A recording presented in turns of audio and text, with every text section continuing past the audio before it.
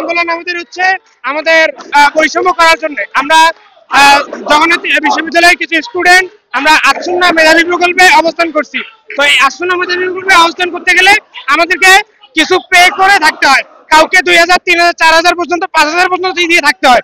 কিন্তু এই প্রশাসন দীর্ঘদিন ধরে যে টালবাহানা করছে আমাদেরকে আবাসন ভাতা যে দিবে, এটা আমরা যারা আটশোনা মেধাবী প্রকল্পে থাকি তাদেরকে সুকৌশলে বাদ দেওয়ার একটা পরিকল্পনা করছে।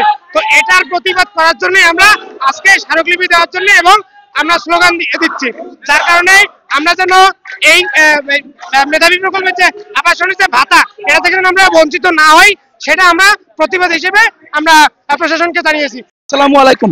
আমাদের আন্দোলনের সংঘাত নয়, সত্যতা, ন্যায় বিচার ও বাস্তবতার সঙ্গে সামঞ্জস্য নীতিমালার প্রকল্পে আমাদের এই আন্দোলন। আমাদের এই আন্দোলনের মূল আন্দোলনটাই হচ্ছে বিশেষ ভিত্তি, যাতে আমরা কেউ বঞ্চিত না হই।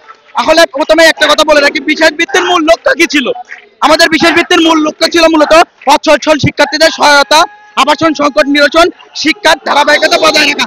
কিন্তু আমরা দেখেছি গত 8ই ডিসেম্বর যে নীতিমালা বিশ্ববিদ্যালয় প্রশাসন প্রকাশ করেছে, সেখানে নীতিমালার কিছু শর্ত আরোপ করা হয়েছে যা আমরা অপ্রাসঙ্গিক মনে করছি। তার মধ্যে বলা হয়েছে যে বিশ্ববিদ্যালয় অনুমোদিত কোনো আবাসন হল আছে, তারা এই বৃত্তি পাবে না। এটা তারা সুনিপুণ শব্দ চয়নের মাধ্যমে তারা আটচন্নার হলকে বাদ দেওয়ার পায়তারা করতেছে।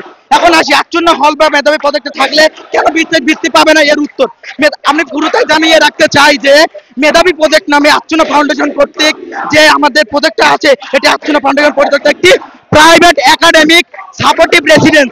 এখানে কিছু নিয়ম কানুন আছে। সেটা প্রশাসন যেমন বললো যে প্রশাসনের পরিশ্রমের মাধ্যমে আটচন্ন করতে নাকি আমাদেরকে দিয়েছে। প্রশাসনকে আমি জানিয়ে রাখতে চাই, আমার ভাই রক্ত ধরা আন্দোলন, যমুনায় রক্ত ধরা আন্দোলনের মাধ্যমে আমরা বৃত্তি পেয়েছি। এই বৃত্তি, তাই এই বৃত্তি থেকে আমরা যে বঞ্চিত হবে এটা আমরা কখনোই চাই না।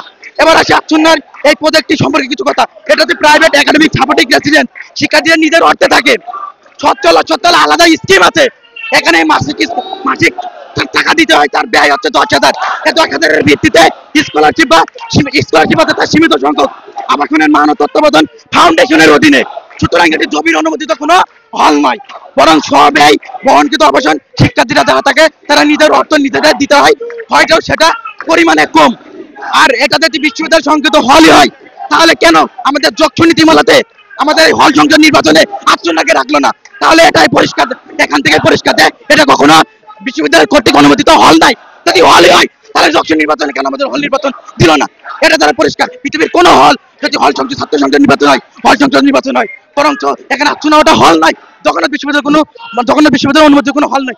হলই যদি হতো যক্ষ নির্বাচন, আমাদের হল সংসদ নির্বাচন থাকতো।